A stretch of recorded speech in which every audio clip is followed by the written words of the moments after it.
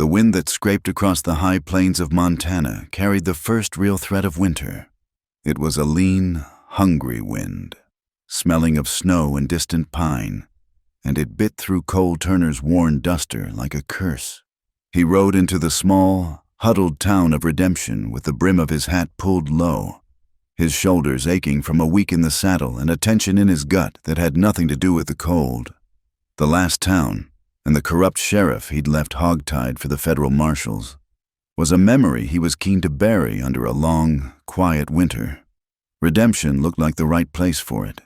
It was little more than a single muddy street flanked by false-fronted buildings, a place where folks seemed more concerned with the coming snow than the affairs of strangers. He swung down from his horse, the leather of his saddle groaning in the cold air. The animal, a sturdy roan gelding named Dusty, shook its head and blew a cloud of steam into the twilight. Cole ran a hand down its flank, his touch gentle, a stark contrast to the calloused, scarred look of his hands. He was a man built of hard lines and sharp angles, his face weathered by sun and sorrow, his eyes the color of a stormy sky. Justice, he'd found, rarely left a man clean. It left scars, inside and out. He led Dusty toward the livery, the mud sucking at the heels of his boots. Inside the stable, the air was thick with the warm, honest smell of hay and horse. An old man with a beard like a tangle of roots took the reins. "Just passing through?" the old man asked, his voice a dry rasp. "Wintering here, if I can find a spot," Cole said, his voice low and even. "Need a room. Quiet." The liveryman spat a stream of tobacco juice into the dirt floor. "Boardin' house is run by Widow Pritchard. She's particular. But there's rooms to be had.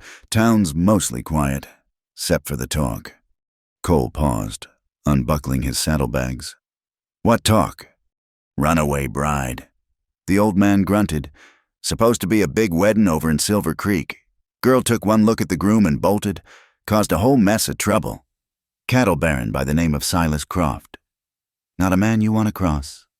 Cole's hands stilled. A runaway bride. The word settled in his chest like a cold stone.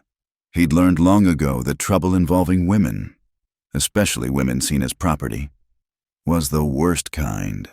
It was the kind of trouble that got people killed. He paid the old man, slung his saddlebags over his shoulder, and stepped back out into the biting wind.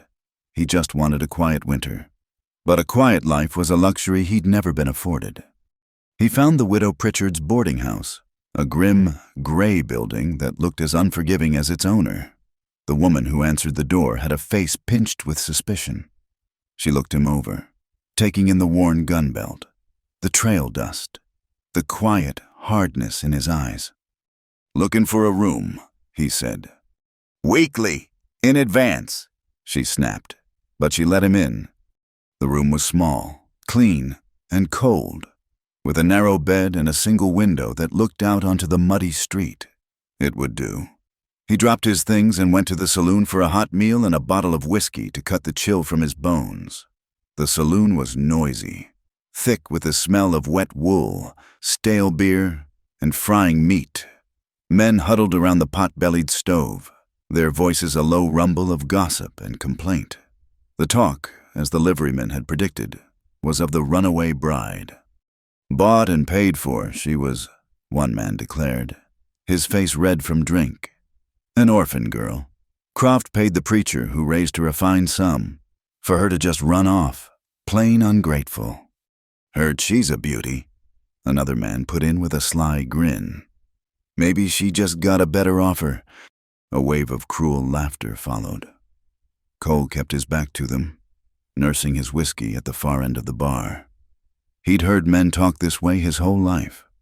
They spoke of women as if they were livestock, their worth measured in coin and compliance. Each word was a shovel, digging at a grave he kept trying to fill, a grave where his sister, Sarah, lay. He could still see her face, pale and tear-streaked, begging him for help, begging him to save her from a man her father had promised her to, a man with a reputation for cruelty. Cole had been young, foolish, and had believed in his father's authority. He had told her to be a good wife, to obey. He had failed her, and the memory of that failure was a ghost that rode with him every single day. He was halfway through his steak when the stagecoach rattled into town, its wheels churning the half-frozen mud. A few minutes later, the saloon door swung open, letting in a swirl of cold air and a figure that silenced the room. It was her. It had to be. She stood framed in the doorway, a deer caught in the glare of 100 hungry eyes. She was young, younger than he'd expected, with hair the color of dark honey that had escaped its pins to frame a face pale with cold and fear. But there was a strength in her jaw, a fire in her wide, hazel eyes that refused to be extinguished. She wore a simple wool traveling dress, not a wedding gown, but it was finer than what the women of Redemption wore, and it marked her as an outsider. She clutched a small, worn valise to her chest like a shield. Her gaze swept the room, searching for something, a friendly face, a moment of kindness, and finding none. The men stared, their initial surprise hardening into leering appraisal. The women who worked the saloon, their faces painted and weary, looked at her with a mixture of pity and contempt. She was a threat, a reminder of what could happen when a woman stepped out of line. She walked hesitantly toward the bar, her chin held high, though Cole could see the tremor in her hands. "I need a room for the night," she said to the bartender, her voice clear but strained. The bartender, a large man with a stained apron and small, greedy eyes, wiped a glass and looked her up and down. "All the rooms at the hotel are taken," he said, a lie so bald it was almost funny. "The boarding house?" she asked, her voice faltering slightly. "Widow Pritchard don't take in your kind." He let the words hang in the air, heavy and insulting. Her pale cheeks flushed with color. "My kind? I have done nothing wrong." "You ran from your husband-to-be," the bartender sneered. "That makes you damaged goods. Girl, no respectable place will have you." The men at the stove chuckled. One of them, a burly trapper, called out, "I got a place for you, little lady, real warm." Eva Monroe, for that was her name, though no one here knew it, flinched as if struck. She ignored the man and turned her desperate eyes back to the bartender. "Please, I have money. I can pay." The bartender leaned forward, his voice dropping to a conspiratorial whisper that carried through the silent room. "I do have one room, in the back, not much, but it's warm, and we can come to an arrangement. A girl as pretty as you shouldn't have to worry about coin." The meaning was clear. Vile. Cole's hand tightened around his whiskey glass, the knuckles turning white. He saw the hope in the girl's eyes die, replaced by a cold, sharp understanding. He saw her spine straighten, her fear solidifying into defiance. "I would rather freeze in the street," she said, her voice low and shaking with fury. She turned on her heel and walked out of the saloon, leaving a thick, uncomfortable silence in her wake.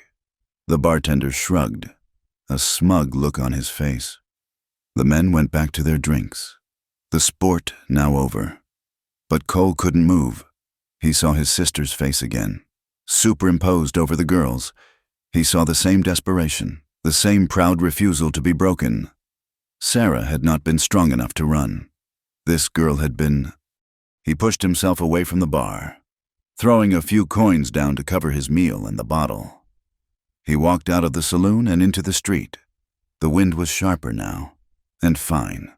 Hard flakes of snow were beginning to fall, dusting the world in a coat of white. She was standing in the flimsy shelter of the general store's overhang, shivering, her arms wrapped around herself. Her valise was at her feet. She had nowhere to go. The whole town had turned its back on her, judging and condemning her without knowing a single thing about her story. He watched her for a long moment, his own past a bitter taste in his mouth. Justice wasn't just about punishing the wicked. It was about protecting the vulnerable. He had failed once. He would not fail again. He walked toward her, his boots making no sound in the fresh layer of snow. She heard him approach and looked up, her body tensing, her eyes filled with a new wave of fear. She expected another proposition, another insult. Cole stopped a few feet away, keeping a respectful distance. He took off his hat, the cold air immediately biting at his hair. "Ma'am," he said, his voice quiet. She just stared at him, her expression wary, her body braced for a fight. "I have a cabin," he went on, keeping his tone even, unthreatening. "A couple miles out of town. It's warm, and there's food. You can have the bed. I'll take the floor." Her eyes narrowed with suspicion. Why? It was a fair question.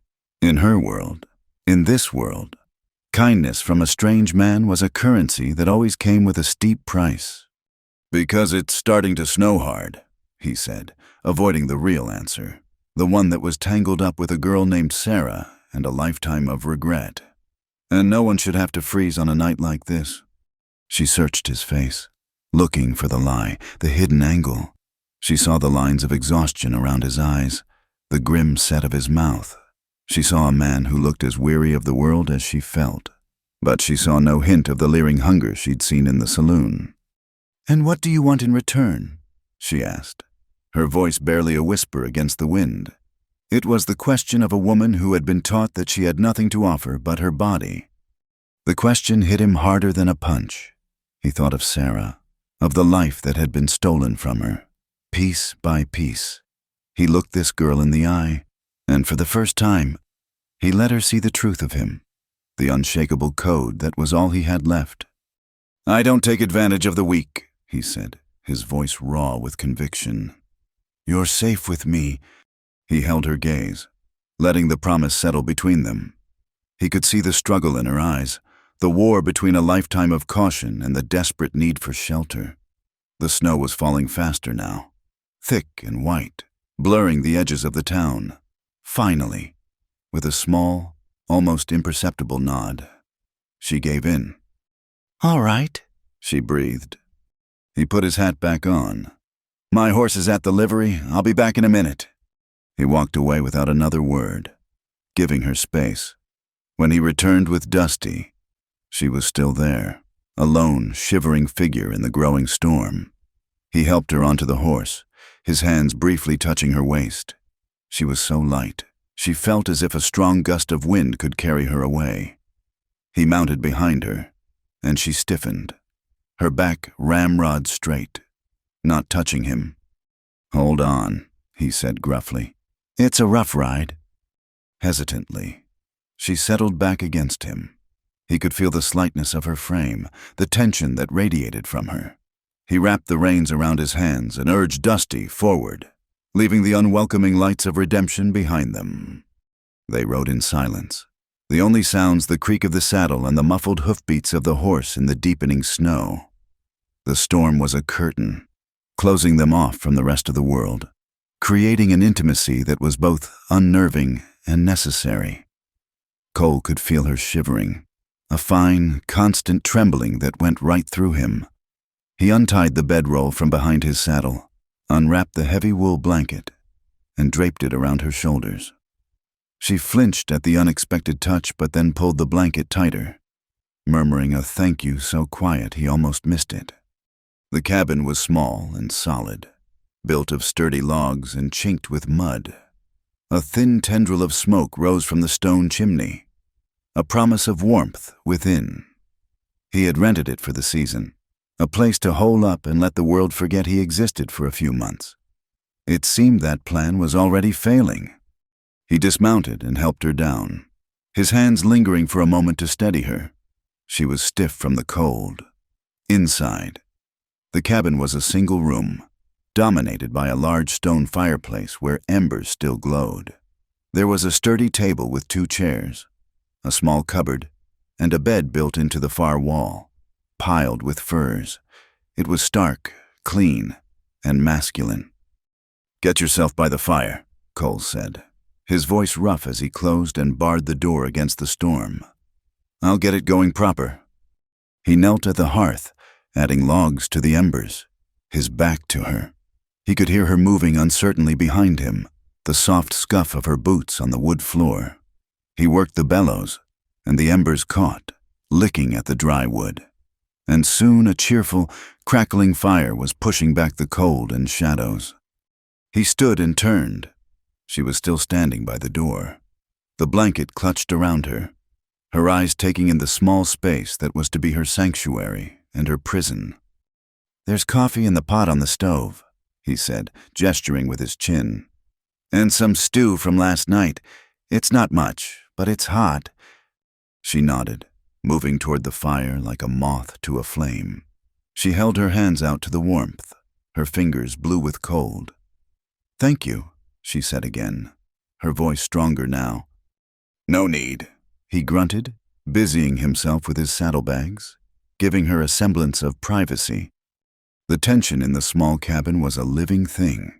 It filled the spaces between the crackle of the fire and the howl of the wind outside. He was acutely aware of her every movement, the way she carefully ladled stew into a bowl, the way her shadow danced on the wall. He tried not to be. He tried to see her as just a person in need, a problem he was solving, but he couldn't deny the awareness of her as a woman, young and beautiful and deeply vulnerable, who was now under his roof, under his protection. She ate quickly, huddled on the hearth, and he could see the exhaustion in the slump of her shoulders. Her dress was damp from the snow. "You should get out of those wet clothes," he said, his voice carefully neutral. He turned his back to her, focusing on cleaning his pistol, a task that required his full attention. "There's another blanket on the bed. You can use it for privacy." He heard her hesitate, then the soft rustle of movement.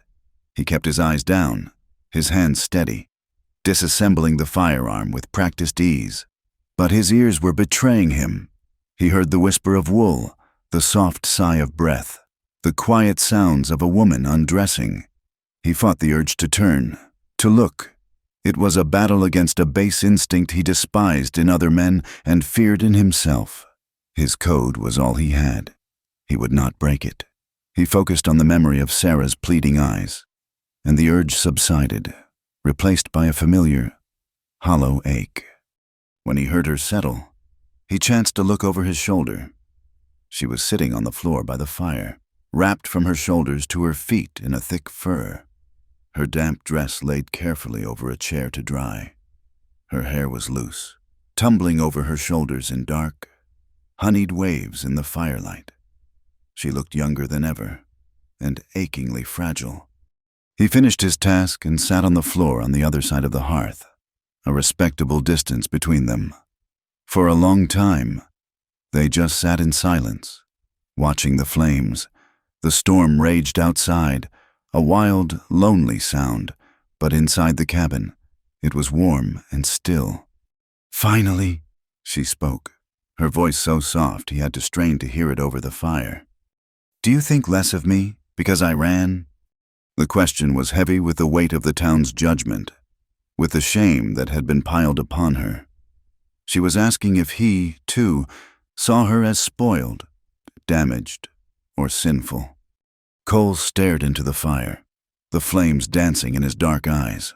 He thought of the cattle baron, a man he knew by reputation, brutal, cruel, a man who broke horses and people with the same cold indifference. He thought of this girl, standing in the doorway of a saloon, facing down a room full of hostile strangers, choosing to freeze in the street rather than sell herself for a warm bed. Running hadn't been an act of weakness. It had been the only act of strength available to her. It had been an act of rebellion. He turned his head and met her gaze. Her eyes were wide and luminous in the firelight, waiting for his verdict. "No, ma'am," he said, his voice low and certain. "I think you're the only one who didn't." Ava awoke to a world of gray light and silence. The storm had quieted to a gentle, whispery fall of snow against the single window pane. For a disorienting moment, she did not know where she was. The scent of wood smoke and old leather filled her senses, and the unfamiliar weight of heavy furs covered her. Then the memory of the previous night returned in a rush. The stagecoach, the saloon, the biting cold, and the quiet, grim-faced man who had offered her shelter. Cole. She sat up, clutching a blanket around her shoulders. The cabin was warm. The fire in the hearth had been built up, and a pot of coffee was sending a fragrant steam into the air. Cole was not there. His bedroll, a simple canvas and wool affair, was neatly tied and set against the wall. His gun belt hung from a peg by the door. She felt a pang of fear, a primal instinct that told her being alone with a man's weapon and not the man himself was a dangerous state of affairs. But the fear was quickly replaced by a sense of profound stillness. He had kept his word. He had slept on the hard floor and left her the bed. He had not approached her, had not asked for anything. He had simply given her a safe place to pass the night. The cabin door opened, and she flinched, pulling the blanket tighter. Cole stepped inside, a gust of frigid air swirling around him. He carried a stack of freshly split firewood, his shoulders and the brim of his hat dusted with snow. He did not seem surprised to see her awake. He simply nodded a quiet good morning and began stacking the wood by the hearth, his movements economical and sure. "There is coffee," he said without looking at her, "and oatmeal in the cupboard if you are hungry." "Thank you," she whispered, her voice rough from sleep. She felt a powerful, pressing need to not be a burden, to somehow earn the sanctuary she had been given. She was not Charity. She would not be. After a moment's hesitation, she rose, wrapping the blanket around herself like a robe, and went to the cupboard. She found the oats in a small pan, while she measured out a portion and added water from the bucket by the door. She watched him. He moved with a quiet competence, checking the chinking between the logs, cleaning the snow from his boots, never wasting emotion. He was a man accustomed to solitude, a man who knew how to survive on his own. "I can cook," she offered, her voice a little stronger now. "And I can mend. I am a good seamstress." He turned from the window, his stormy eyes resting on her for a moment. "You do not owe me anything, Miss Monroe." "It is not about owing," she insisted, a touch of defiance in her tone. "It is about not being useless." The word came out before she could stop it, tasting of bitterness and the pastor's wife, who had always reminded Eva of her place as a dependent, a mouth to feed that must be paid for with endless labor. Cole's expression did not change, but a muscle tightened in his jaw. "You are not useless," he said, his voice flat and final. He turned back to the window, ending the conversation. Despite his words, she set about making a routine for herself. In the days that followed, a quiet rhythm established itself within the four walls of the cabin. The snow fell, stopped, and then fell again, blanketing the world in a deep, impenetrable white. Redemption was a world away. Here, there was only the cabin, the fire, the howling wind, and the two of them. Eva rose each morning before him, stirring the fire and putting coffee on to boil. She swept the floor with a crude broom she found in a corner. She discovered his small mending kit and, with painstaking care, stitched a tear in his canvas duster and reinforced the buttons on his shirt. She organized the meager supplies in the cupboard, taking a silent inventory of flour, beans, and salted meat. She did not ask permission. She simply did the work, and he quietly allowed it. He would watch her sometimes, a thoughtful, unreadable expression on his face, but he did not tell her to stop again. He seemed to understand that this work was a shield for her, a way for her to maintain a sliver of her own dignity. Their conversations started slowly, brief exchanges about the weather or the dwindling woodpile, but the forced intimacy of the cabin, the long hours with nothing but the fire and each other for company, began to wear away at their reserve. One evening, as she was washing their 2 plates and tin cups, she spoke into the quiet. "I was an orphan," she said, her back to him. The words seemed to hang in the warm air, fragile and heavy. "My parents died of a fever when I was a child. The pastor in our town and his wife took me in." Cole was cleaning his rifle, the soft rasp of the oiled cloth the only sound. He did not speak, but he stopped his work, listening. They were good people, I suppose. They gave me a bed and food, but I was never their daughter. I was a duty, a charity case. She scrubbed at a plate with unnecessary force. When I was old enough, the pastor's wife said she had found a fine match for me. A wealthy man, a cattle baron. She said it was a great opportunity, that I would be taken care of for life. Her voice grew brittle. She did not say that he was buying me. She did not say that the money he paid the church was my price.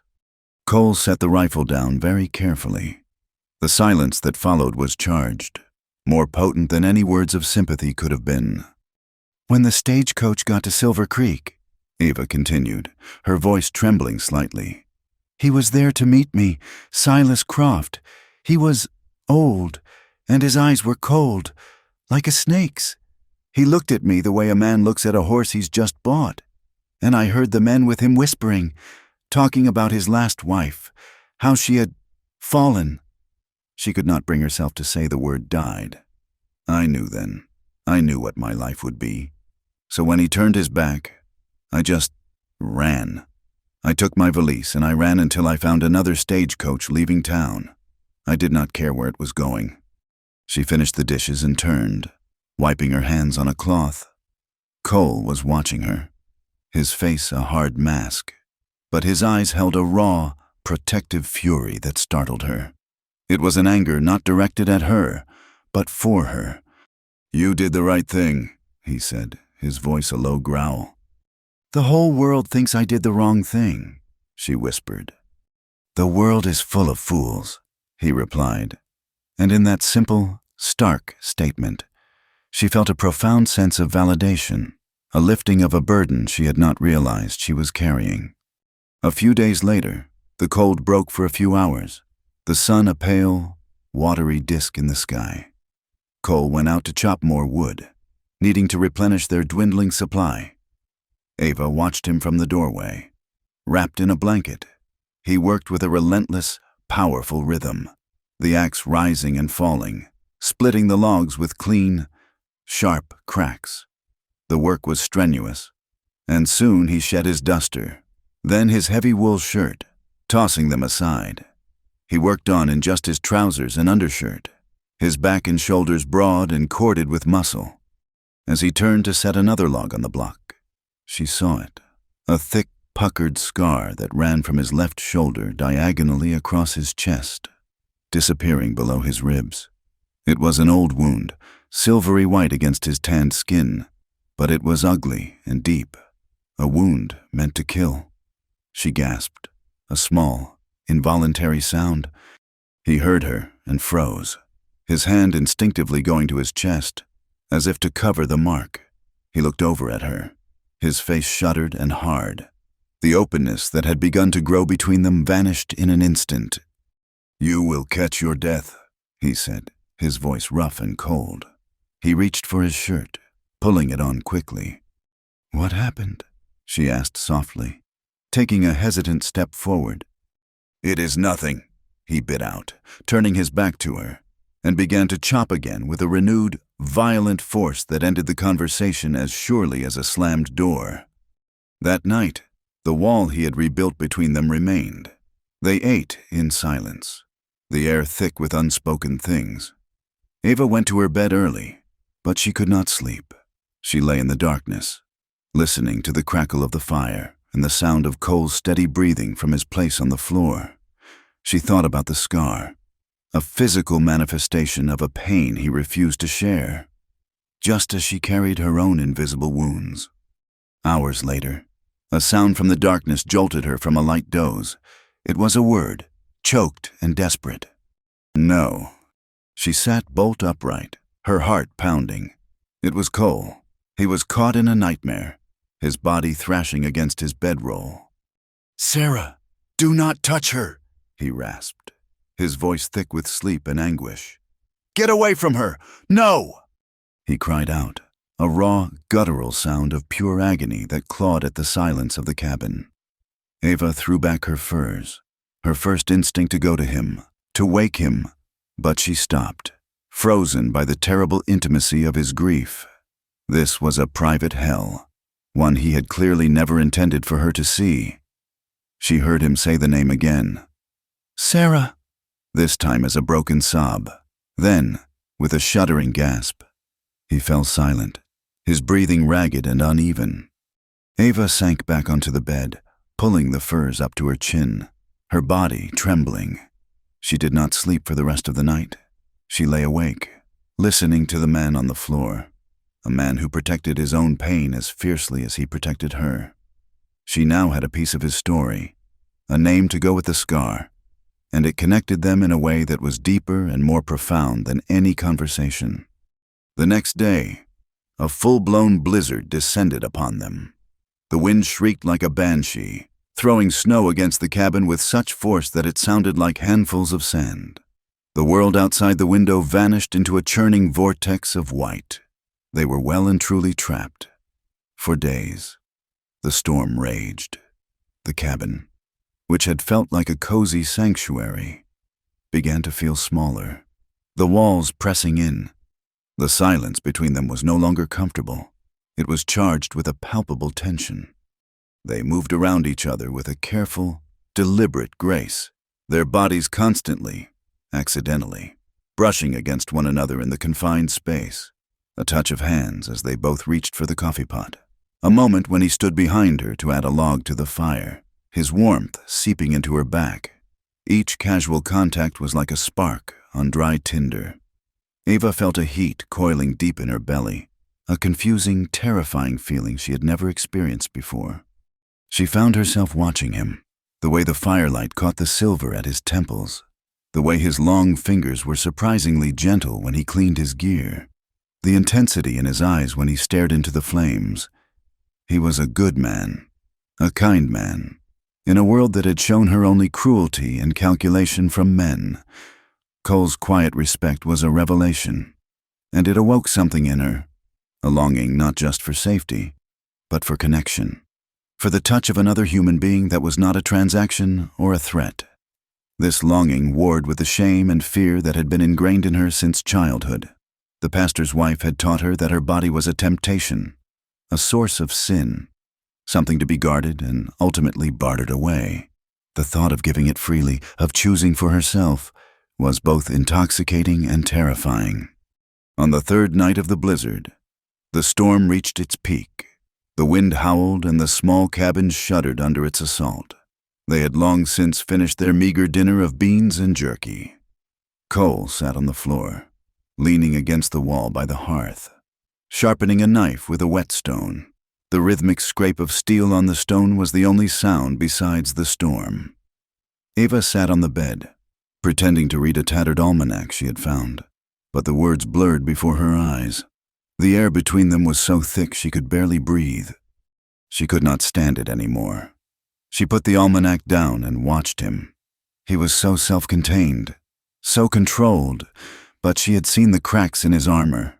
She had seen his scar. She had heard his nightmare. He was as wounded as she was. Slowly, she rose from the bed. She picked up the spare wool blanket from the foot of it and walked toward the fire. Cole looked up as she approached, his hand stilling on the knife, his stormy eyes questioning. She did not speak. She knelt beside him, so close their knees were almost touching, and draped the blanket over his shoulders. His body was rigid, surprised by the gesture. She did not retreat. She sat beside him on the hearth, her gaze fixed on the dancing flames. The heat from the fire warmed her face, but it was nothing compared to the heat radiating from him, from the taut silence that stretched between them. After a long moment, she reached out, her hand trembling, and placed it gently over his, the one that still held the knife. His skin was rough and calloused, but warm. He did not pull away. She drew a shaky breath, the words a terrifying leap into an unknown canyon. "I do not want to be a virgin tonight." The whisper was barely audible over the wind, but in the stillness of the cabin, it was as loud as a gunshot. Cole froze completely. The knife, the stone, his hand under hers, everything became utterly still. She could feel the violent struggle within him, see it in the rigid set of his jaw, in the sudden darkness that flooded his eyes. It was his code battling his longing, his honor warring with a desire he had kept so tightly leashed. She thought he would reject her, that he would stand up and put a cold, respectable distance between them. The thought sent a wave of shame through her, so powerful it almost made her snatch her hand back. But then she looked at his face, and she saw not disgust, but a deep, aching tenderness. He was not judging her.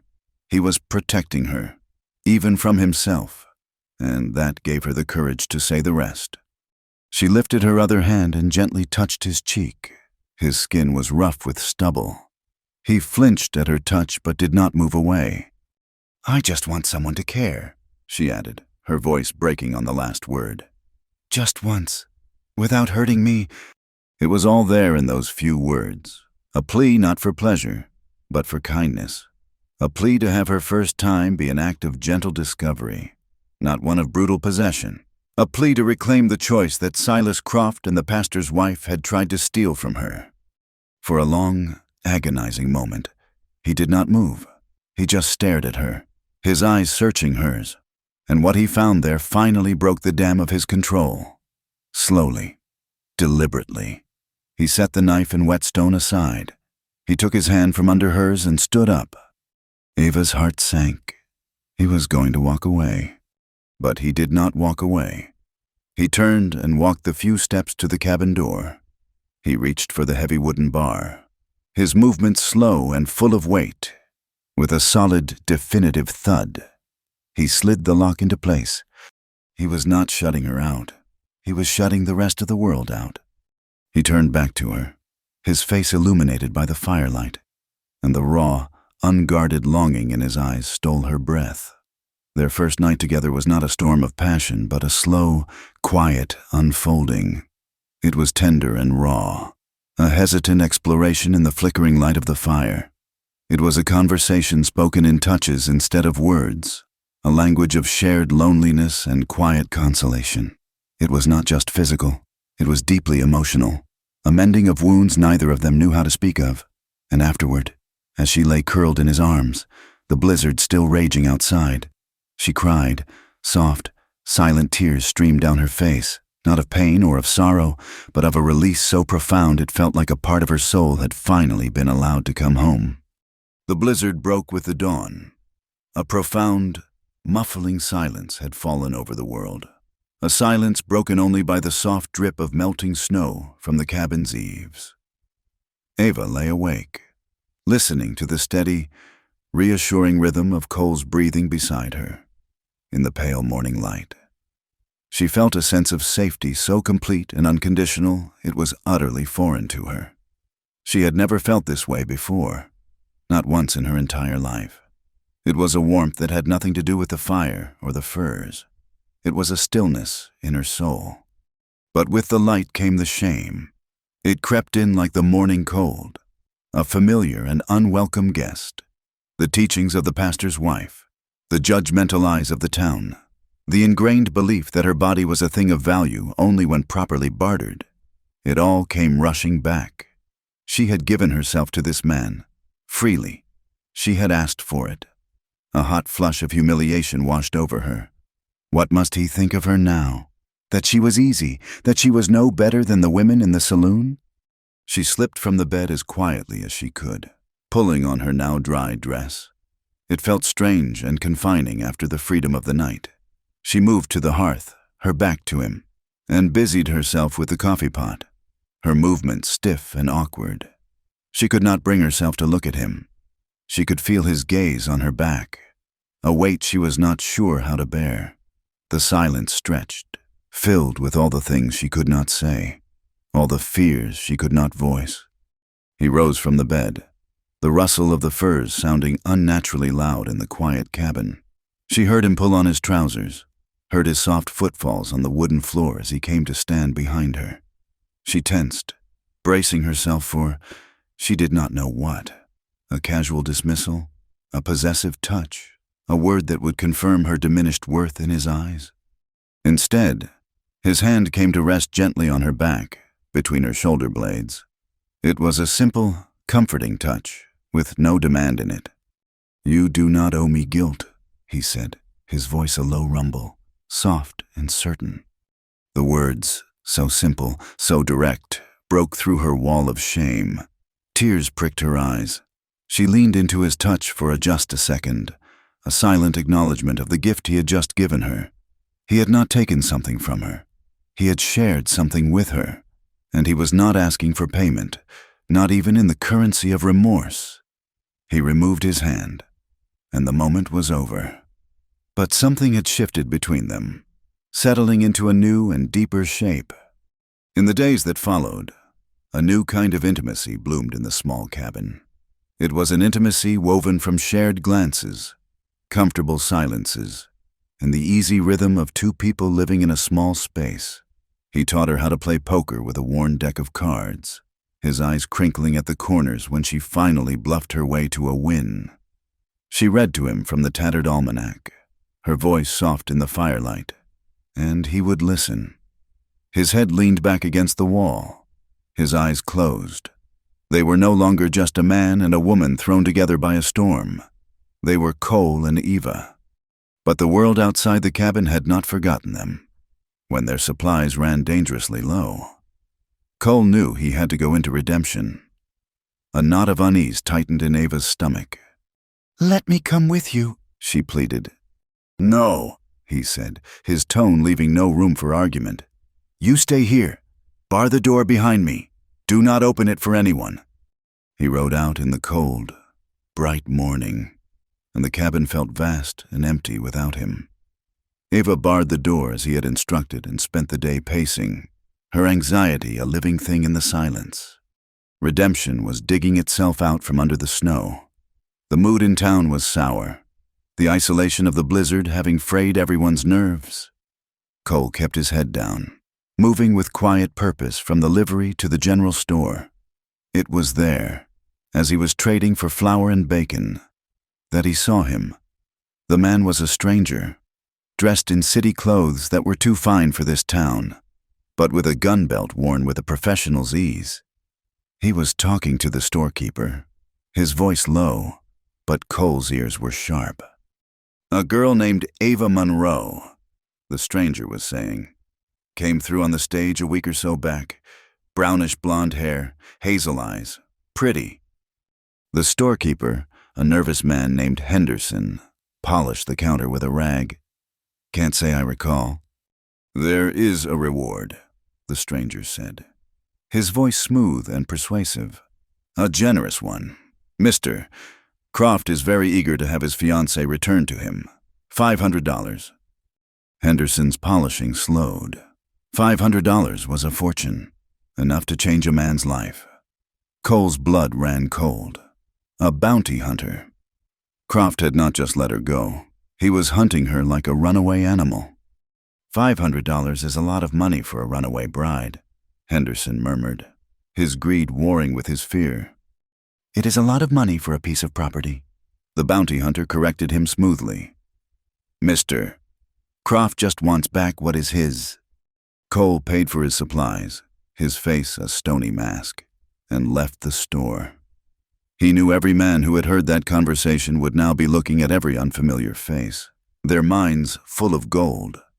Redemption was no longer a sanctuary. It was a trap. He rode dusty hard on the way back to the cabin, his mind racing. They could not stay. The bounty hunter was methodical, professional. He would start asking questions in the saloon, at the boarding house. Sooner or later, someone would remember the stranger who had walked out of the saloon after the girl, the stranger who had rented the isolated cabin for the winter. He burst into the cabin, his urgency a palpable force that made Eva's heart leap into her throat. "Pack what you can," he said, his voice grim as he began shoving his own meager belongings into his saddlebags. "We are leaving." "What is it? What has happened?" she asked, her hands fluttering with alarm. "There is a man in town, a bounty hunter. Croft has put a price on your head." The color drained from her face. "Property," she whispered, the word tasting like poison.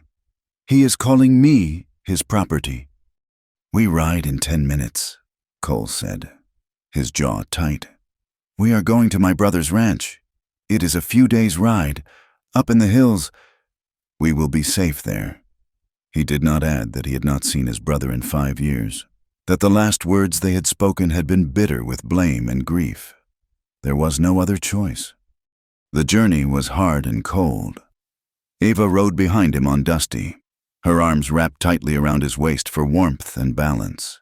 At first, she was stiff and uncertain, but as the miles passed, she began to relax into the rhythm of the horse, her body molding against his. The constant, solid presence of him in front of her was a comfort against the fear that gnawed at her. They moved through a vast, silent world of snow-laden pines and frozen creeks. Cole was a different man out here. He was not just a protector. He was a part of this wilderness. He taught her things she had never imagined needing to know. He stopped one afternoon and pulled his pistol from its holster. "You need to know how to use this," he said, his voice serious. Her first instinct was to recoil. A gun was a thing of violence, of death. But she saw the grim certainty in his eyes and knew he was right.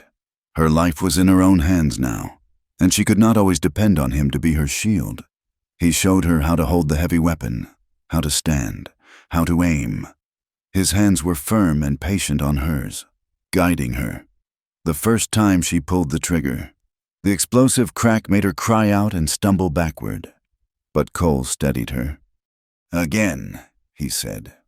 She fired again, and again. Finally, she hit the pine cone he had set on a distant stump. A small, fierce surge of pride went through her. It was not a feeling of power, but of possibility. The possibility that she could defend herself. He also taught her how to read the tracks in the snow, the delicate prints of a fox, the heavy tread of a deer. He showed her which plants were safe to eat, how to build a fire that gave off little smoke. He was giving her pieces of himself, pieces of his knowledge, and in doing so, he was making her stronger. The nights were the hardest and the most intimate. They would make a small camp in a sheltered overhang of rock or a thick stand of trees. They shared a single bedroll, their bodies huddled together for warmth under a sky littered with cold, indifferent stars. One night, she awoke shivering, and he wordlessly stripped off his flannel shirt and gave it to her. It was huge on her, smelling of him, of wood smoke, leather, and the clean scent of the pines. She wore it to sleep in every night after that. Another evening, as they sat by the fire, he took the brush from her valise and began to gently brush the tangles from her long hair. The repetitive, soothing motion was so tender, so unexpectedly domestic. It brought tears to her eyes. This was a different kind of closeness than the one they had shared in the cabin, not born of passion, but of a deep, quiet, and growing care. Finally, after 3 days of riding, they crested a hill, and Cole reined Dusty to a halt. Below them lay a valley, and in it, a ranch. It was a proper place, with a large, sturdy-looking house, several barns, and corrals filled with horses. Smoke curled from the chimney of the house, a welcoming plume against the cold blue sky. "Is that it?" Ava asked, her voice filled with relief. "That is it," Cole said, but there was no relief in his voice, only a deep, weary tension. They rode down into the valley. A man came out onto the porch of the house as they approached. He was built like Cole, tall and broad-shouldered, but there was a stiffness to him, a settled, prosperous look that Cole lacked. His face was harder, his eyes a colder shade of blue. This had to be his brother. Cole swung down from the horse and walked toward the porch. "Jacob," he said. "Cole," the man replied, his voice flat. He did not smile. His eyes flicked to Eva, still sitting on the horse, and his expression hardened further. "What is this? What trouble are you bringing to my door now?" "This is Ava," Cole said, his voice tight. "She is in trouble. We need a place to stay, just for a little while." Jacob laughed, a short, harsh sound with no humor in it. "You have got a lot of nerve, brother, showing up here after all this time with a woman in tow, asking for my help." I would not ask if it was not life or death, Cole said, his voice low and intense. Life and death, Jacob scoffed. It was life and death for Sarah, too. Was it not? Where were you then? You were gone. You ran off, leaving me to bury our sister, leaving me to deal with the mess you made. The name, Sarah, hung in the air between them, a ghost made of ice and regret. Ava, who had dismounted and was standing nervously by the horse, felt a cold dread seep into her bones. This was the woman from Cole's nightmare. That is not fair, Jacob, Cole said, his voice strained. Fair? Jacob's voice rose, cracking with an old, deep pain. You think any of this is fair. You were supposed to protect her. You were the one she looked up to, but you were too busy playing the hero somewhere else. You failed her. Cole, you failed this family, and I will not let you bring your trouble here. I have a wife and children to think of. You and your woman are not welcome. Ava could not breathe. Each word from Jacob was a hammer blow. Not to Cole, but to her. She was the trouble. She was the woman he was bringing to his family's door. She was the reason this old, terrible wound was being torn open again. She saw Cole's shoulders slump, the fight going out of him under the weight of his brother's unforgiving words. He had come here, to his last refuge, and had been turned away because of her. She felt a wave of nausea. She was a curse. Everywhere she went, she brought ruin. She had brought shame to the pastor's family, chaos to Silas Croft, and now she was destroying what was left of Cole's family. He kept saving her, and all she did was cost him everything he had ever loved, while the brothers were still locked in their bitter standoff. Ava turned. She could not bear to be the cause of any more pain. She slipped away, moving quietly toward the dark line of trees that bordered the ranch. She did not know where she was going. She only knew she had to get away, to remove herself from Cole's life so he could begin to heal. She ran, stumbling through the deep snow of the forest, branches whipping at her face. Tears streamed down her cheeks, freezing in the cold air. She finally collapsed at the base of a large pine tree, her body racked with sobs.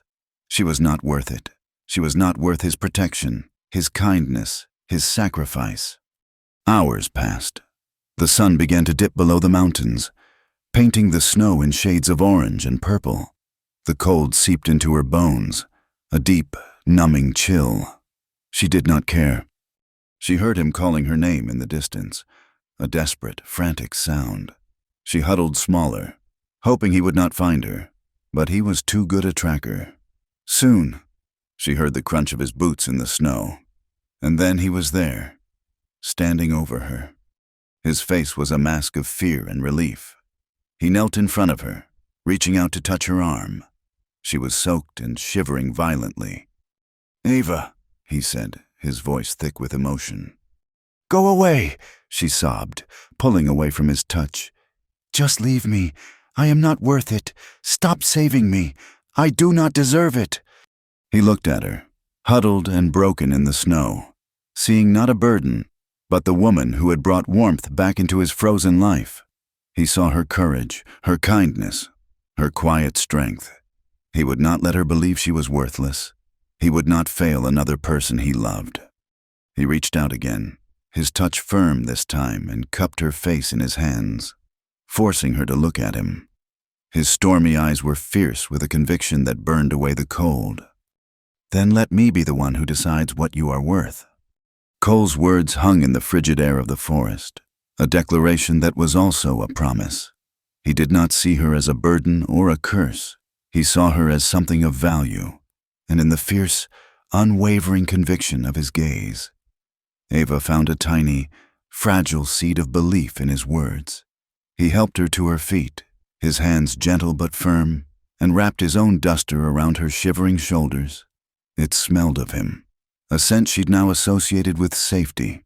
They turned their backs on the unwelcoming lights of his brother's ranch and began the long, cold ride back the way they had come. There was nowhere else to go. The 3-day journey back to the cabin was a silent, grim affair. The quiet intimacy of their previous travels was gone, replaced by a shared sense of failure and foreclosure. Jacob's bitter words were a ghost that rode with them, a constant reminder of the pain Eva felt she had caused. Cole was withdrawn, his face a mask of stone, and she did not know how to breach the wall he had built around himself. She rode behind him, her arms around his waist, her cheek resting against the solid warmth of his back, and knew that this was the only home she had left in the world. They arrived at the cabin as twilight was bleeding across the snow-covered landscape. A deep sense of foreboding settled over Eva as they drew near. Something was wrong. The door, which they had barred from the outside, was slightly ajar, swinging on a single leather hinge. Cole saw it at the same time. He dismounted in one fluid motion, pulling his pistol from its holster. "Stay here," he commanded, his voice a low growl. He moved toward the cabin with a predator's silence, hugging the wall. Eva's heart hammered against her ribs, a frantic bird trapped in a cage. After a tense moment, he disappeared inside. She heard a choked curse, and then he reappeared in the doorway, his shoulders slumped in weary defeat. "It is clear," he said. She slid from the horse and ran to the door, her boots sinking into the deep snow.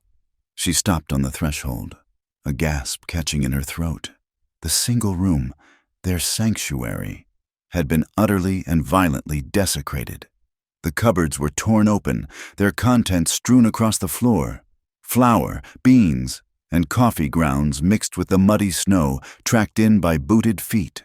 The furs had been ripped from the bed, the mattress slashed open, its stuffing pulled out in great, ugly clumps. Her small valise had been emptied, its meager contents trampled underfoot. It was a violation, a brutal intrusion into the small, safe world they had built. And then she saw the message, burned into the logs of the far wall. In crude, angry letters were 3 words: "Return what's mine." Beneath the words was a symbol, a branding iron mark seared deep into the wood, a circle with a cross running through it. Eva felt the blood drain from her face. Her hand flew to her mouth to stifle a cry. "The circle cross," she whispered, her voice trembling. "It is his brand, Silas Crofts." Cole came to stand beside her, his body radiating a cold, lethal fury. He stared at the brand, his stormy eyes turning black. The bounty hunter had not found them. This was something else. These were Croft's own men. They had not just been sought, they were being hunted. "He is not a man who gives up on his property," Eva said, the words tasting like ash in her mouth. Cole's hand tightened on the grip of his pistol. "You are not his property," he bit out. He surveyed the wreckage, his mind already calculating, planning. "They will be back. We cannot stay here. We have to go where the law cannot touch him, or us." "Where?" she asked, a new wave of fear washing over her. "The borderlands," he said, his gaze distant. "Up north. It is rough country, unsettled. A man can disappear there. A woman, too." They worked through the night, salvaging what they could from the wreckage. There was not much. A little food, their bedrolls, the clothes on their backs. Hope felt as scarce as the supplies. As Cole was outside securing what they had to the saddle of the long-suffering Dusty, Eva was inside, picking through the debris. She found his heavy duster, the one she had mended, discarded in a corner. As she picked it up to fold it, her fingers brushed against something stiff hidden in the lining of an inside pocket. Curiosity overriding her weariness, she investigated. Tucked away in a small, hand-stitched pocket was a folded piece of paper, worn and soft from years of being carried close to his body. She knew she should not look, that this was a part of the private pain he kept so carefully guarded. But a force she could not name compelled her.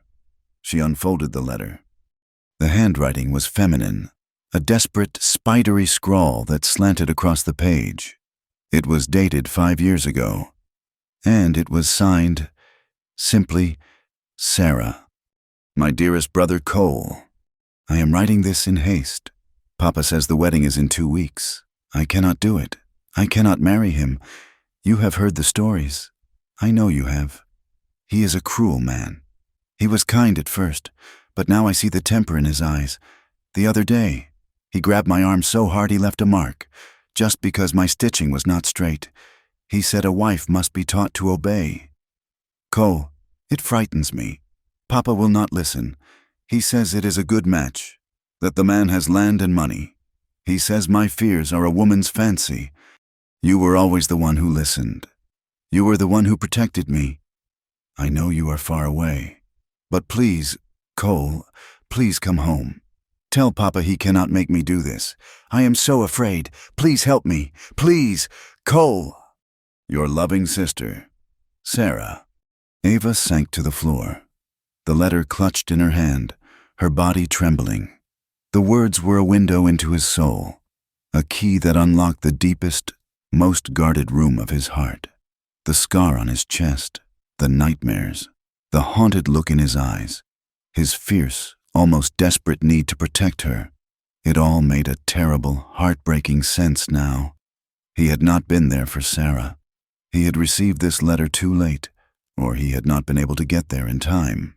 And he had spent every day since trying to atone for a failure that had cost his sister her life. His protection of Ava was not just about kindness. It was a penance, a desperate attempt to save her in a way he could not save his own sister. When Cole came back inside, he found her sitting on the floor, the letter in her lap, tears streaming silently down her face. He froze, his face paling as he saw what she was holding. He looked like a man who had just had his oldest, ugliest wound torn open for the world to see. "Ava," he began, his voice rough with pain. She did not let him finish. She stood and walked to him, the letter still in her hand. She did not speak. She simply rose on her toes and pressed her lips to his. It was a kiss not of passion, but of profound, aching understanding. She poured all of her sorrow for his loss, all of her gratitude for his protection, all of her burgeoning love for this broken, honorable man into that single gesture. He was stiff at first, surprised, but then he melted into it, his arms coming around her, pulling her tight against him, his body shuddering with a release of grief he had held in for 5 long years. That night, they did not sleep. They laid their bedrolls side by side in front of the fire, the ruins of their sanctuary around them. The love they made was different from the first time. It was not hesitant or exploratory. It was desperate, a raw and hungry claiming of life in the face of the death that was hunting them. It was a silent vow, a clinging to one another in a world that was trying to tear them apart. And it was equal. This time, it was Ava who initiated, her hands tracing the lines of his body, her touch bold and seeking. She was not a frightened girl being shown kindness. She was a woman claiming the man she loved. Afterward, as they lay tangled together in the furs, she rested her hand on his chest, her fingers tracing the path of the long, silvery scar. "You saved me," she whispered into the darkness, her voice thick with emotion. "But I will save you too." He tightened his arm around her, pulling her closer, and buried his face in her hair. He did not answer, but she felt his silent assent, the acceptance of her as a partner, not just a ward. They had to go back to redemption one last time. They needed more supplies than they had been able to salvage if they were to survive the journey to the borderlands. It was a terrible risk, but one they had to take. They rode into town under the cover of a gray, overcast dawn, hoping to be in and out before most people were stirring. But the town was already awake, and it was buzzing with the news of the $500 reward. As Cole tied Dusty to the hitching post outside the general store, Ava saw men watching them from doorways and windows, their eyes narrowed with a mixture of suspicion and avarice. The bounty hunter had done his work well. "Wait here," Cole said, his hand resting for a moment on the butt of his pistol. Ava watched him walk into the store, her heart pounding.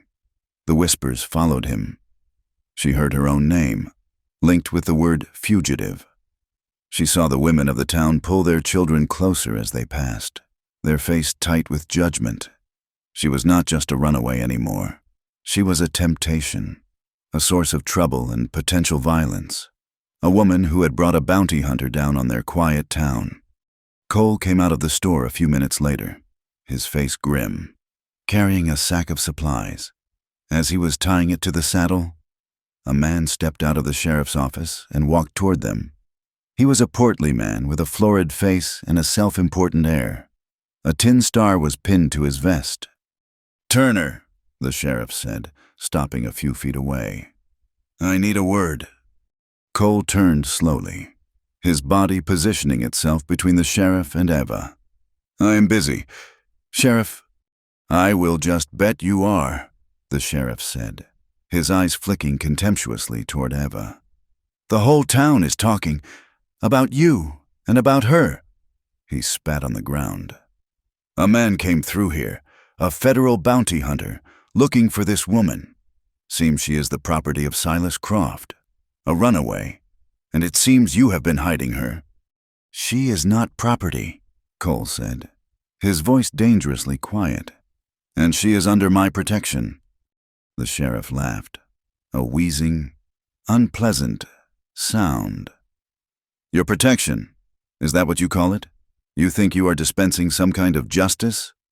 Turner, I've heard stories about you, how you operate on your own terms. But this is not justice. You are protecting a runaway piece of goods. You are harboring a fugitive and obstructing the law. And for what? For her."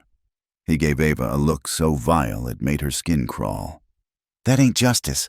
Turner, that is just foolishness." Eva saw the muscle in Cole's jaw leap. She saw the control in him, stretched taut as a wire, finally snap.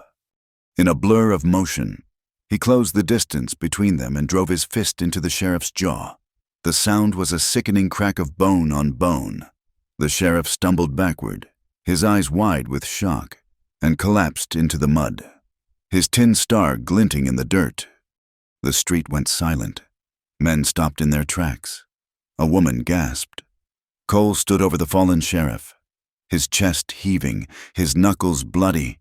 He had just declared war on the law, on the town, on the whole world. For her. He had destroyed his reputation, what little peace he might have had, in a single, public act of defiance. "Let us go," he said, his voice a low rasp. He took her arm, swung her up onto the horse, and mounted behind her. He kicked Dusty into a canter, and they rode out of town, leaving the stunned silence and the groaning sheriff behind them. They had not gone more than a mile when the ambush came. They were riding through a narrow pass, flanked by thick stands of pine and rock. When the first shot rang out, a bullet whizzed past Cole's ear with an angry hiss. "Get down!" he yelled, pushing Eva forward, shielding her body with his own as he drew his pistol. Two men on horseback burst from the trees ahead of them, rifles raised. Croft's men. The Circle Cross brand was on their saddles. Cole returned fire, his shots precise and deadly. One of the men cried out and clutched his shoulder, his rifle clattering to the ground. But as Cole turned to face the second rider, a third man appeared from the rocks behind them. A shot exploded, deafeningly loud. Eva felt Cole's body jolt against hers, a violent, terrible impact. A strangled cry of pain was ripped from his throat. "Cole!" she screamed. He slumped forward against her, his weight suddenly immense. The pistol fell from his nerveless fingers. The man with the wounded shoulder was raising his rifle again. Without thinking, Eva grabbed the reins.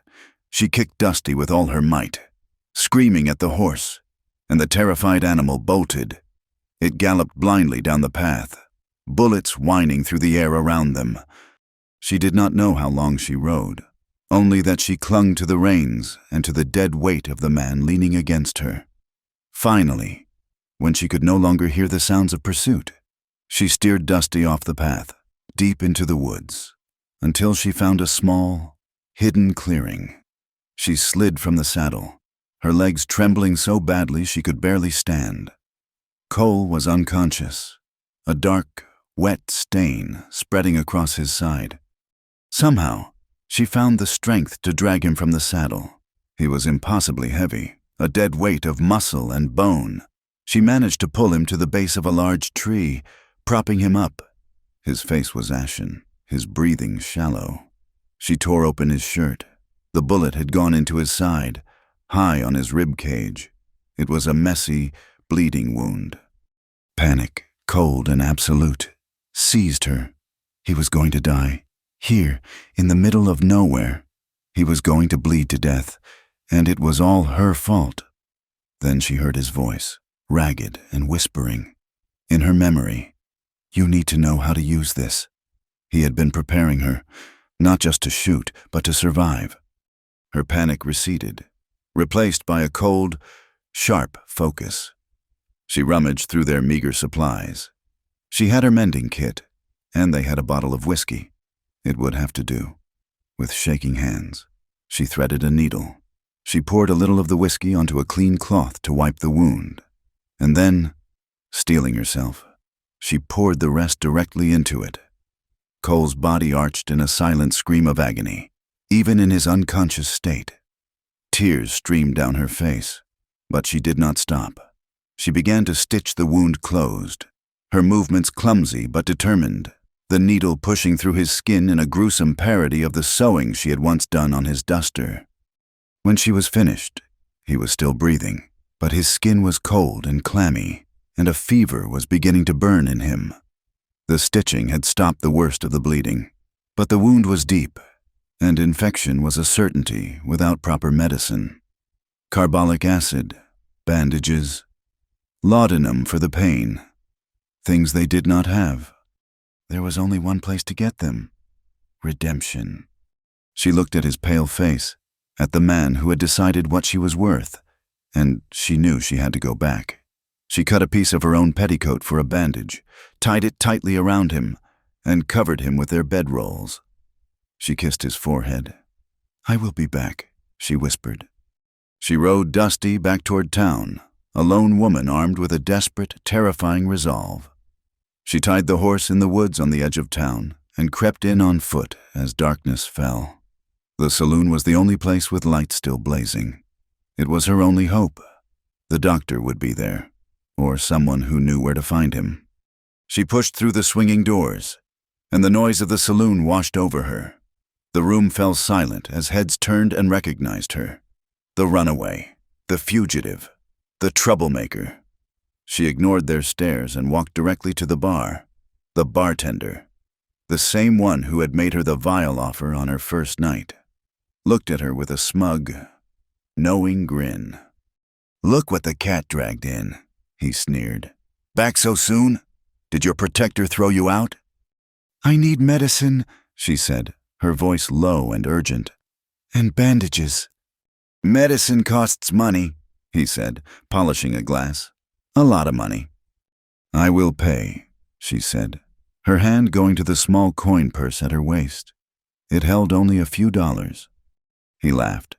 "That will not buy you a bottle of sarsaparilla, girl, let alone what you need." He leaned forward, his eyes glinting with the same greedy light she remembered. "But, like I said before, we can come to an arrangement." Eva's stomach turned to ice. She looked around the room, at the faces of the men watching her, their expressions a mixture of lust and curiosity. She thought of Cole, lying bleeding and alone in the woods, dying for her. The choice was no choice at all. She would do anything to save him. She would sacrifice her body, her soul, the very agency she had fought so hard to win. She took a deep, shuddering breath and met the bartender's gaze. She opened her mouth to agree. "Leave her alone, Gus." The voice came from the end of the bar. It was one of the saloon girls, a woman with tired eyes and garishly painted lips. Eva remembered her from that first night, the pity in her expression. The woman, whose name was Sadie, walked toward them. She looked from Eva's desperate face to the bartender's leering one. "She needs medicine," Sadie said, her voice hard. "I saw that coward of a sheriff. I saw what her man did to him. Anyone who stands up to that windbag is all right by me." She turned to Eva. "Your man is hurt?" Eva could only nod, tears welling in her eyes. Sadie pulled a small, worn pouch from her stocking and slapped it on the bar. It landed with a heavy clink of coins. "Give her what she needs. Gus, and a bottle of your best whiskey. Put it on my account." The bartender looked from the money to Sadie's determined face and sullenly complied. Sadie gathered the supplies and pushed them into Ava's trembling hands. "Now get out of here," she said, her voice softening slightly. "And you be careful. There are men in this town who would sell their own mother for $500. Ava stared at her, overwhelmed by this unexpected act of kindness from the last person on earth she would have expected it from. "Why?" Ava whispered. Sadie's painted face twisted into something that might have been a sad smile. "Because I know what it is like to have no choices," she said. "Now go." Ava flew through the darkened woods. The bag of supplies clutched to her chest like a prayer. Every snapping twig, every hoot of a distant owl, sent a fresh spike of terror through her. She was no longer a stranger to the forest, but now it felt menacing, its shadows filled with the leering faces of the men in the saloon and the cold, calculating eyes of the bounty hunters who sought her. She ran toward Cole, her only light the moon, her only guide the desperate homing instinct of her heart. She found him where she had left him, a still, dark shape at the base of the great pine. His shallow breaths were small puffs of white in the frigid air. For one terrible moment, she thought she was too late, but then he groaned, a low, animal sound of pain, and she fell to her knees beside him, relief so potent it felt like a sickness. Working by the sliver of moonlight, she unpacked her precious supplies. The carbolic acid stung her nostrils, a harsh, clean scent of battle against the decay that was already trying to claim him. She gently cleaned the ragged, stitched wound, her touch as light as she could make it. She gave him a dose of laudanum, prying his lips apart and tipping the vial, praying he would swallow. Then she rebandaged the wound with clean strips of linen, her hands moving with a competence that would have astonished the girl she had been only weeks ago. For 2 days, she did not move him. She stayed by his side, a tireless, vigilant sentinel. She doled out water and laudanum, bathed his feverish head with snow melted in a tin cup over a tiny, smokeless fire, and listened to his delirious mumblings. He spoke of his brother, Jacob, his voice filled with an old, ragged sorrow. He spoke of the son on a field of wheat, and he spoke of Sarah. He begged his sister to wait for him, promised he was coming home. His words a tangled, heartbreaking litany of regret.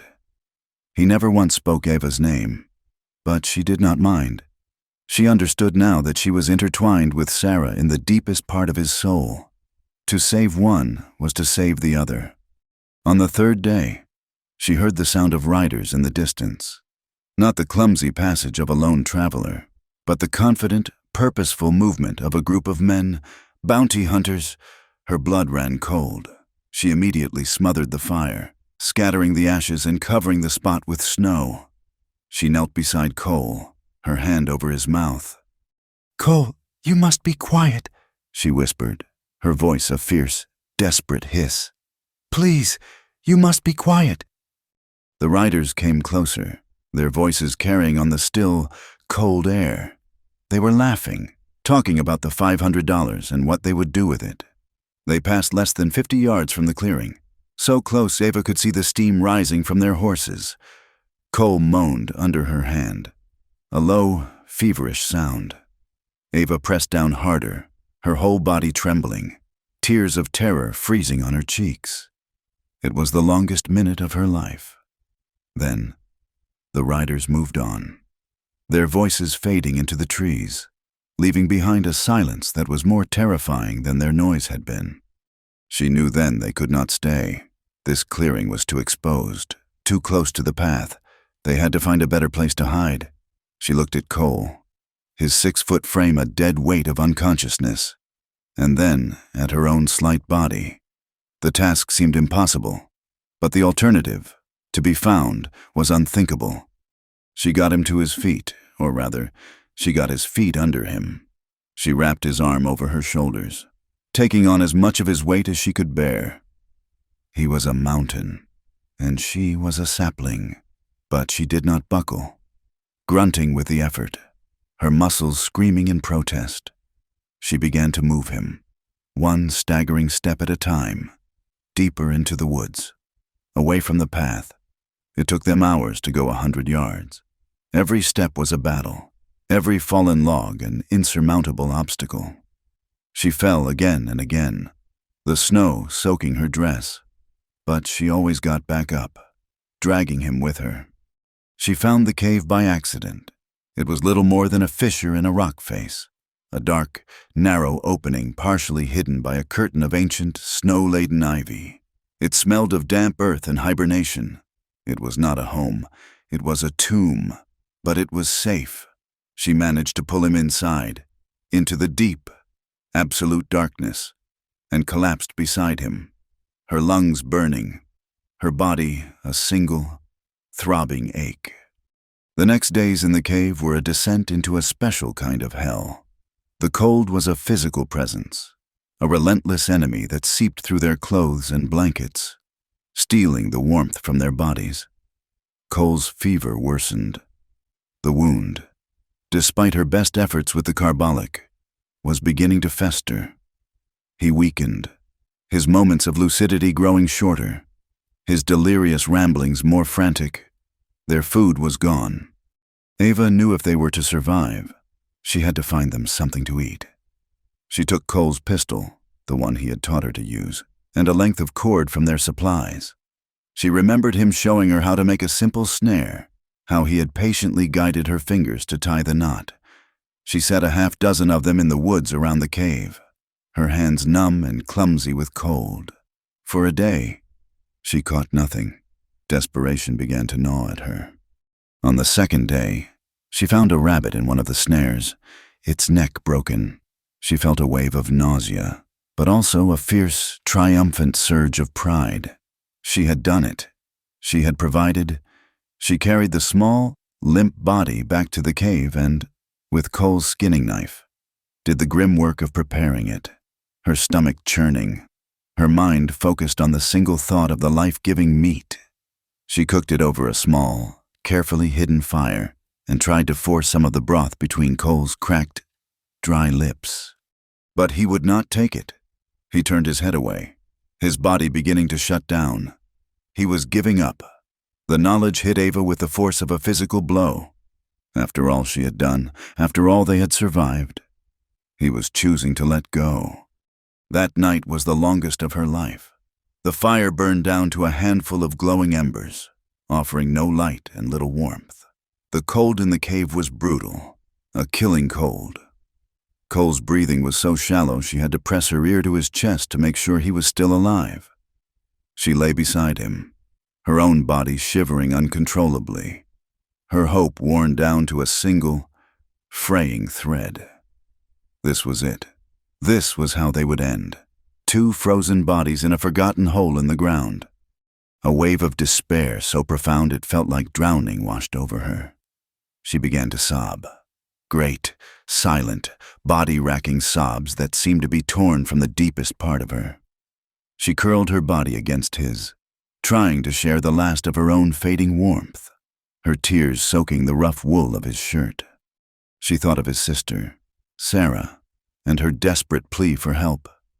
She thought of Cole's life, a long, lonely penance for a failure he could never forgive. And she thought of the choice he had given her in the cabin, the choice to be more than property, the choice to be a person. A fire, born of love and fury, burned through her despair. She would not let him do this. She would not let him fail again. She pressed her face against his, her lips close to his ear. "You gave me a choice," she sobbed, her voice a raw, broken whisper in the darkness. "I am giving it back to you now. Choose to live." She repeated the words again and again, a desperate mantra against the encroaching darkness. "Choose to live. Cole, please, choose me." She did not know if he heard her. She did not know if she had the strength to last the night. She only knew that she would not give up on him. She held him, whispering her plea, until exhaustion finally claimed her, and she fell into a black, dreamless sleep. She awoke to a faint light. Someone had rebuilt the fire. For a moment, she was terrified, thinking Croft's men had found them. Then she felt a hand on her hair, a touch so weak it was barely there. She looked up. Cole was looking down at her. His eyes were clear. The fever had broken. He was pale and terribly gaunt, but he was lucid. "Ava," he rasped, his voice a dry crackle. A single joyous sob escaped her. He had chosen her. Cole's survival was a miracle, but his recovery was a slow, arduous battle. For another week, they stayed in the cave while Eva nursed him, feeding him rabbit broth and the last of their oatmeal until some of his strength returned. When he was finally able to stand, leaning heavily on her, they knew it was time to move on. They pushed forward, making for the sanctuary town he had spoken of, a place called Providence. The journey was a waking nightmare. Cole was weak, and every step was an effort. Ava was his crutch, his guide, his protector. They moved slowly, a battered, stumbling pair, but they moved with a shared, unspoken purpose. They were survivors. They were less than a day's ride from Providence when it happened. They had stopped to rest in a small clearing when the sound of horses surrounded them. They were Croft's men, 4 of them. They seemed to rise out of the trees, their faces hard and cruel, their rifles leveled. Well, the leader, a man with a scarred face, sneered. "Look what we found. The boss is going to be real pleased." Cole pushed Eva behind him, his hand going for a gun that was no longer there. He was too weak to fight, but he stood his ground, a wounded wolf protecting his mate. "Take what you want and go," Cole said, his voice weak but steady. The scarred man laughed. "We will. The boss wants his property back." 2 of the men dismounted and lunged for Eva. She screamed and fought, kicking and scratching, but she was no match for them. They dragged her away from Cole, her hands clawing for him. Another man hit Cole in the gut with the butt of his rifle, and he crumpled to the ground, a strangled cry of pain and rage escaping his lips. They tied Ava's hands and threw her onto a horse. The last thing she saw as they rode away was Cole, trying to push himself up from the snow, his face a mask of helpless fury, his mouth forming her name. Cole awoke to a world of pain and an unnerving silence. He was alone. The clearing was empty. For a moment, the fever-addled part of his brain told him it was all a dream, a nightmare.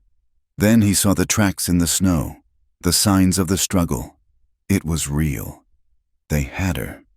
A rage so pure and white-hot it burned away his weakness, and his pain surged through him. He was not going to fail her. He was not going to be too late. He stumbled to his feet, his body screaming in protest, and found Dusty grazing peacefully nearby. He pulled himself into the saddle, every movement an agony. The wound in his side, which had just begun to heal, tore open again, and he could feel warm blood seeping through his shirt. He did not care. He followed their tracks, his vision blurring, his mind fixed on a single, burning point. Ava. He rode through the night, a feverish, half-mad specter. He did not feel the cold, did not feel the pain in his side. He was fueled by something more potent than strength, a will to redeem a lifetime of failure. He found them at dawn. They had stopped at an old, abandoned line shack. A carriage was waiting there, its doors open like the mouth of a tomb. The scarred man was trying to force Eva into it. She was fighting him, a wildcat in a trap. Cole did not announce himself. He slid from his horse, his spare pistol, the one he kept in his saddlebag, in his hand. He was a ghost, a wraith of vengeance. He shot the first man, a clean shot to the chest. The man fell without a sound. The other 2 spun around in surprise. Cole shot the second man as he was drawing his pistol. The scarred man shoved Ava into the carriage and drew his own gun, using the door as a shield. "You are a dead man, Turner!" he yelled. A bullet tore through the fleshy part of Cole's thigh, and his leg buckled under him. He cried out, a sharp intake of breath against the searing pain. But he did not fall. He pushed himself up, leaning against a tree for support. "Let her go," Cole gritted out, his voice a low rasp. The man laughed and fired again. The bullet splintered the bark next to Cole's head. Cole waited. He waited for the man to lean out from behind the door for a better shot. When he did, Cole fired. The bullet hit the scarred man square in the chest. He staggered back, a look of profound surprise on his face, and collapsed. Silence. Cole limped toward the carriage, his vision swimming, his leg on fire. He pulled open the door. Ava was huddled inside, her eyes wide with terror and relief.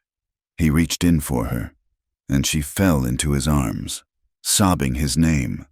He held her, his strength finally giving out, and slid down the side of the carriage, taking her with him. They reached Providence an hour later.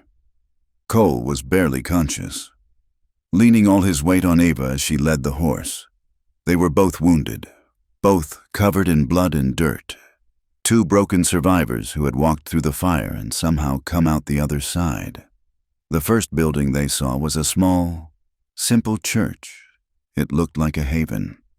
Ava half carried, half dragged him inside. She lowered him gently onto one of the simple wooden pews, his head in her lap.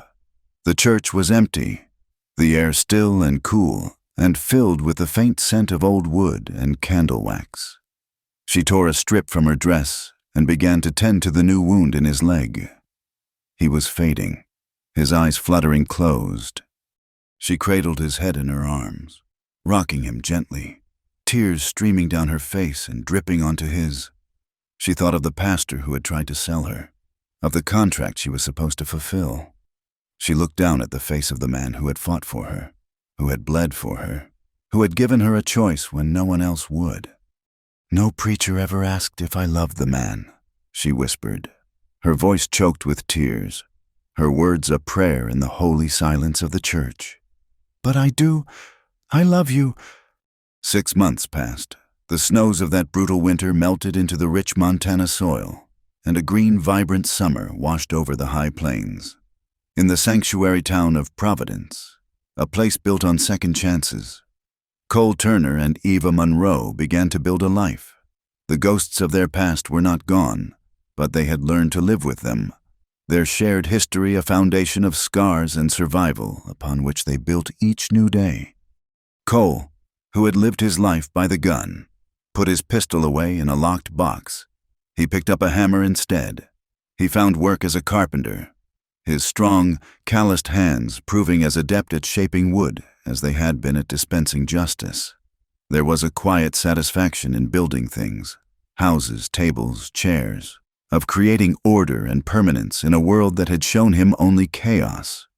The townspeople came to respect the quiet, intense man who worked hard and spoke little.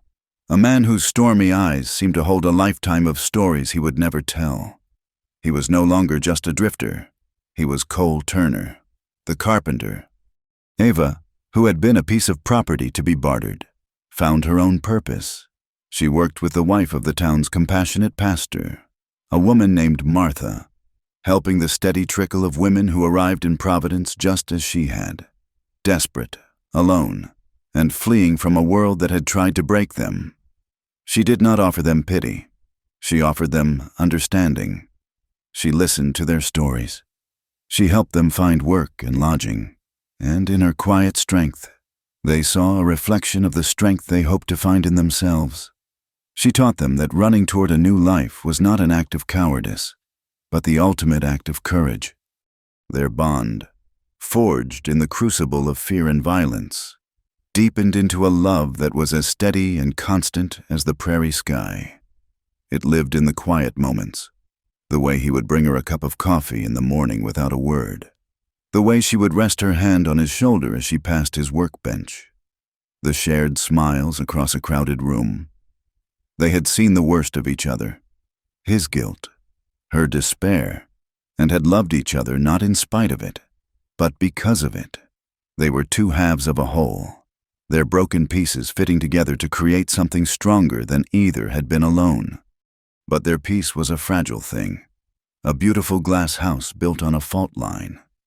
Ava was still, in the eyes of the law that existed beyond the borders of their sanctuary town, the legal property of Silas Croft, and Cole was still a wanted man, guilty of assault on a lawman and of killing the men Croft had sent after them. They were safe in Providence, but they were not free. The threat of the outside world was a constant, low hum beneath the quiet surface of their lives. The hum became a roar on a hot afternoon in late August. A lone rider came into town. He was not a cowboy or a prospector. He was tall and broad-shouldered, dressed in a smart but practical suit, and he rode with an unshakable air of authority. A silver star was pinned to his vest, glinting in the harsh sunlight. He was a United States Marshal. News of his arrival spread through Providence like a prairie fire. He was asking questions at the hotel, the saloon, the general store, quiet questions about fugitives, about a man and a woman who had passed through the area in the spring, leaving a trail of violence in their wake. Cole was planning a piece of pine when he heard the news from the blacksmith. He set the tool down, his hands suddenly still, a cold, familiar dread settling in his gut. He walked back to the small cabin they had built at the edge of town, his face grim. Ava saw him coming and knew immediately that something was wrong. She met him at the door, her face pale with apprehension. "He is here," Cole said, his voice flat. It was all he needed to say. That evening, the marshal came to their cabin. His name was Davies, and his eyes were intelligent and tired. He had seen too much of the lawlessness of the West to be easily shocked or swayed. He stood on their small porch, his hat in his hands, a gesture of respect that did not soften the steel in his voice. "Cole Turner?" he asked. "That is me," Cole replied, standing in the doorway, his body a shield in front of Ava. "I have a warrant for your arrest from Redemption County for assault on a peace officer," the marshal said. "And I have a federal warrant for questioning regarding the deaths of 3 men employed by Mr. Silas Croft. I also have a legal writ for the return of one Ava Monroe to the custody of her legal fiancé, Mr. Croft." Each word was a nail in the coffin of the life they had built. Ava felt the floor beneath her feet give way. "She has done nothing wrong," Cole said, his voice low and dangerous. "The men I killed were trying to kill me. The sheriff was a corrupt bully who got what he deserved." "That may be," Marshal Davies said, his expression unreadable. "But the law is the law. It is my job to enforce it, not to interpret it." He looked past Cole to where Eva stood trembling in the shadows. "The woman comes with me. You can face the charges in Redemption. A judge will sort it out." Cole looked at Ava, at the terror in her eyes. He saw the carriage, the scarred man, the life of brutal servitude she had so narrowly escaped. He would die before he let her be taken back to that. He thought of Sarah, of the promise he had made to himself over her grave. He would not fail again. He turned back to the marshal, his face set. He had only one card left to play. It was the last thing he had to give. "Let her go," he said, his voice quiet but firm. "You have me on the assault charge. That is a sure thing. The killing of Croft's men, that will be harder to prove. But I will confess. I will sign a statement saying I ambushed them in cold blood. I will give you the justice you came for. But in return, you tear up that writ for Eva. You declare her a free woman. And you ride out of this town and never look back." Ava's breath caught in her throat. "No," she whispered. He was offering to trade his life for hers, to go to a hangman's rope to ensure her freedom. The marshal considered the offer, his tired eyes weighing the options. A full confession from Turner would close 2 difficult cases. It was a clean, simple solution. "Cole, no," Ava said, her voice stronger now. She pushed past him, stepping out of the shadows and onto the porch to face the marshal. Her heart was pounding, but her resolve was a pillar of iron. She would not let him make this sacrifice. She would not be the reason he lost everything. She had been saved by him. Now it was her turn. "You will not do this," she said, her eyes locked on Cole's. Then she turned to the marshal. "He will not be confessing to anything," she said, her voice clear and steady, "because I am the one you need to hear from." The sound of their confrontation had drawn a crowd. The people of Providence, their friends and neighbors, had gathered in the dusty street in front of the cabin, their faces etched with concern. Ava looked at them, at the blacksmith, the pastor and his wife, the women she had helped, their faces a sea of support. She took a deep breath. It was time.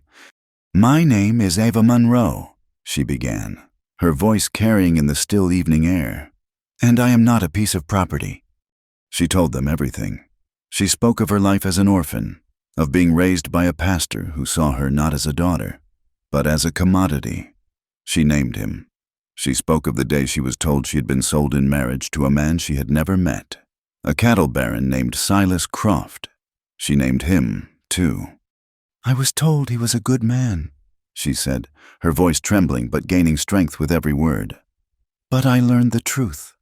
I learned he was a brutal man. A man whose last wife had died under mysterious circumstances. I learned that he did not want a wife. He wanted a possession. So I ran. I ran because I believe every woman, every person, has the right to choose who they love and who they give their life to.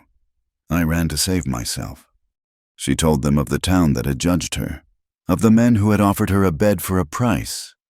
And then she looked at Cole, her eyes shining with tears and a love so profound it was a physical presence on the porch. "And then this man," she said, her voice softening, "this stranger, offered me shelter. He did not ask for anything in return. He protected me. He fought for me. He bled for me. He killed the men who were sent to drag me back to a life of misery. The only crime Cole Turner is guilty of is the crime of kindness. The only justice he is guilty of is the justice of the heart." She turned her gaze back to the crowd, and finally to the marshal. "If that is a crime, then the law is wrong. If the law says I am the property of a man who bought me like a horse, then the law is wrong. I stand here before you not as a fugitive, but as a free woman. And I ask you, all of you, which law you choose to stand by." A deep silence fell over the street. Then, from the back of the crowd, one of the women Ava had helped began to clap, then another. Soon, the entire town was applauding, a wave of sound that was not just for her, but for the idea she represented. The men looked at the marshal, their faces hard and determined. The women stood with Eva, their expressions unwavering. Providence had made its choice. Marshal Davies looked at Ava, at Cole, and at the faces in the crowd. He was a man of the law, but he was also a man of the West. He had seen too much to believe that the law was always right. He slowly took the writ for Eva's return from his pocket. For a long moment, he held it in his hand.